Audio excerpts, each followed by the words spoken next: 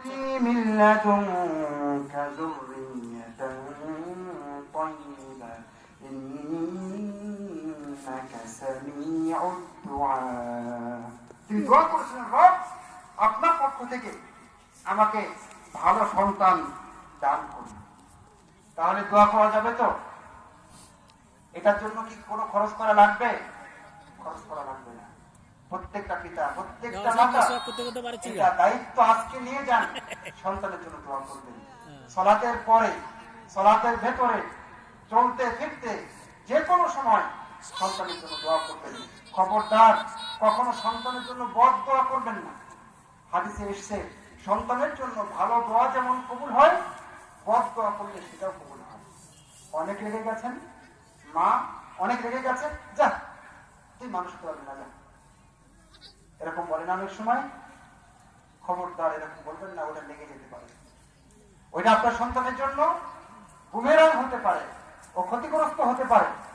সেজন্য যদি সন্তান হাজার অপরাধ করে, একটা চট দিবেন, তাও তার সম্পর্কে নেতিবাচক মন্তব্য করবেন না, কারণ নেতিবাচক মন্তব্য তার জন্য তার বিরুদ্ধে লেগে যেতে পারে। এটা হলো আমাদের দ্বিতীয় কাজ। তারপরে যে কাজটা আমাদেরকে করতে হবে সেটা হলো সন্তান ভূমিষ্ঠ হওয়ার পরে কিছু দায়িত্ব পালন করতে হবে। ঠিক আছে, যারা বিয়ে করেছেন, যারা সন্তান সম্ভবার সমস্ত এখানে মা বোন রয়েছেন বা যাদের কাছে আওয়াজ যাচ্ছে, সন্তান হওয়ার পরে আকিকা করবেন, সুন্দর নাম রাখার চেষ্টা করবেন। নিশ্চয় নাম বলতো নাম রাখবেন না। আব্দুর রহমান রাখবেন, আব্দুল্লাহ রাখবেন, আব্দুল আলিম রাখবেন, আব্দুর রাজ্জাক রাখবেন, বা যত সুন্দর অর্থবোধক নাম আপনি রাখতে পারেন সেগুলো রাখার চেষ্টা করবেন। এরপর যে কাজটা করতে হবে সেটা হলো দয়া করে সন্তানের মুখে এক লোকমা হারাম খাবার কখনো দিবেন না। আপনার ছেলেটা ছেঁড়া জামা পরে থাক, অসুবিধা নাই, কিন্তু হারাম টাকা শেরওয়ানি পাওয়ার কোনো দরকার নেই। কথা বুঝতে পারছেন? হারাম টাকা দিয়ে আপনার সন্তানকে অনেক বড় করবেন সেই আশায় করে বাড়ি। কথা বুঝতে পারছেন? সে আশা পূরণ হওয়ার সম্ভাবনা খুবই কম। সেজন্য সন্তানকে কি করবেন? অবশ্যই হালাল খাবারটা দেওয়ার চেষ্টা করবেন। আমি একটা ঘটনা শুনাই। ইমাম বুখারীর নাম কে কে জানেন এখানে? ইমাম বুখারীর নাম কে জানেন? বলেন, কথা বলেন, কে কে জানেন? বলেন। মুহাম্মদ, জাযাকাল্লাহ। ইমাম বুখারীর নাম কি? মুহাম্মদ। মুহাম্মদ। তার বাবার নাম হচ্ছে ইসমাঈল। ইমাম বুখারীর বাবা ইসমাঈল যখন মৃত্যু শয্যায় শায়িত, তখন তার মেয়ে খুব কাঁদছেন। তখন তিনি বলছেন যে, কেন কাঁদছো মা? মেয়ে বলছেন, আপনার জন্য তো কাঁদছি। তখন ইসমাঈল বলছেন, শোনো, আল্লাহর কসম করে বলি, মা আদখালতু ইলা জাওফি ওয়ালা ইলা জাওফিকুম লুকমাতা হারাম। মনে রেখে দিও, আমি ইসমাঈল আমার পেটে এবং তোমাদের পেটে কখনো এক লোকমা হারাম খাবার ঢোকাই। আল্লাহু আকবার। হতে পারে এটা একটা সহায়ক হয়েছিল যে আমরা ইমাম বুখারীর মতো একজন ব্যক্তিত্বকে সেই ওরসে পেয়েছি, সেই পরিবার থেকে পেয়েছি। সম্মানিত উপস্থিতি, এরপরে যে কাজটা করতে হবে সেটা হলো সন্তানকে উপযুক্ত শিক্ষা দিতে হবে। যেটা আমি একটু আগে বলছিলাম, তাদেরকে ঈমান শেখাবেন, তাদেরকে আকীদা শেখাবেন। ঈমান এবং আকীদা ঠিক না হলে ওই সন্তানের ইহকালও শেষ, পরকাল আরো আগে শেষ। কথা বুঝতে পারছেন? সম্মানিত উপস্থিতি, সেজন্য লোকমান হাকিম আলাইহিস সালাম তিনি তার সন্তানকে কি করেছিলেন? শিক্ষা দিয়েছিলেন না? আকীদা শিখিয়েছিলেন না? বলেছিলেন না, ইয়া বুনাই লা তুশরিক বিল্লাহ। নবী মুহাম্মদ সাল্লাল্লাহু আলাইহি ওয়াসাল্লাম তিনিও আকীদার দীক্ষায় সর্বপ্রথম সাহাবায়ে কেরামকে দিয়েছেন। তিনি বলেছেন ইবনে আব্বাসকে যে, ওয়াআল্লিমুকা কালিমাত, আজকে তোমাকে কিছু বাণী, কিছু বাক্য আমি শেখাতে চাই। তার ভিতরে বলতে বলতে আকীদার কথাগুলো তো বলেছিলেন, আল্লাহর উপরে তাওয়াক্কুলের কথাগুলোই তো রাসূলুল্লাহ সাল্লাল্লাহু আলাইহি ওয়াসাল্লাম বলেছিলেন, ঠিক নয়?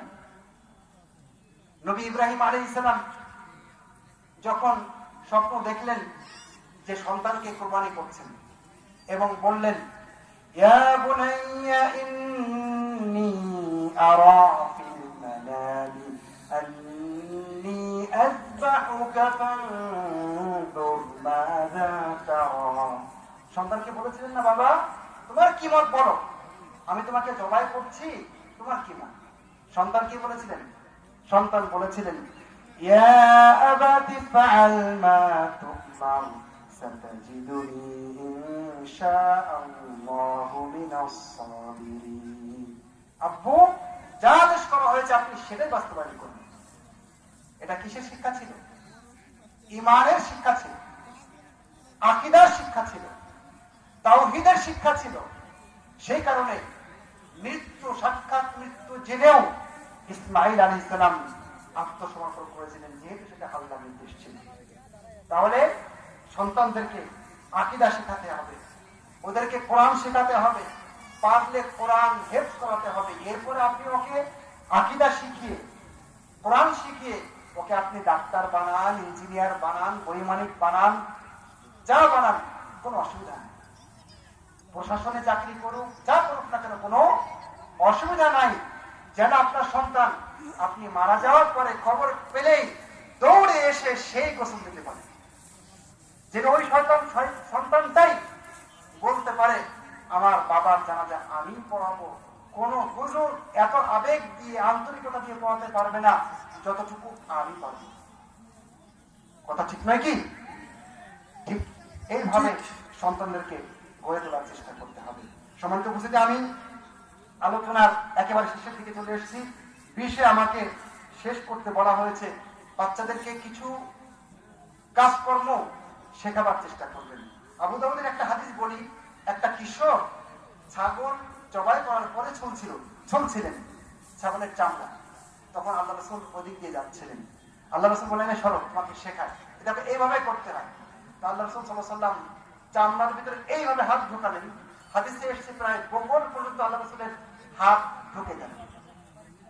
রাসূলুল্লাহ সাল্লাল্লাহু আলাইহি ওয়াসাল্লাম শুধু ঈমান শেখাননি, শুধু আমল শেখাননি, তিনি দুনিয়াবী কর্মকাণ্ডও শিখিয়েছেন।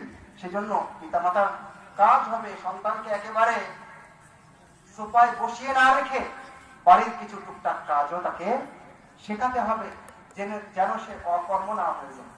কথা বুঝতে পারছেন সম্মানিত উপস্থিতি? এরপরে যে কাজটা করতে হবে সেটা হচ্ছে ওদেরকে একটু চেষ্টা করবেন, জরুরি যে সমস্ত বিষয় লাগে, ইংরেজি বর্তমানে, গণিত, লেখা ইত্যাদি, যে সমস্ত জীবন চলার পথে লাগবে সেগুলো শেখাবার চেষ্টা করবেন। এরপরে জীবন ঘনিষ্ঠ মাসলা মাসাইল তাদেরকে শেখাবার চেষ্টা করবেন।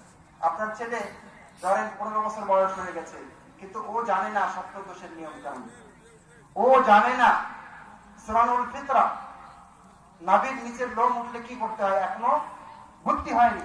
পিতামাতার এখানে লজ্জা করলেও আসলে লজ্জা করা ঠিক না। যদি বেশি একান্ত লজ্জা লাগে, অন্য কোনো ভাবে তাদেরকে শেখাবার চেষ্টা করতে হবে।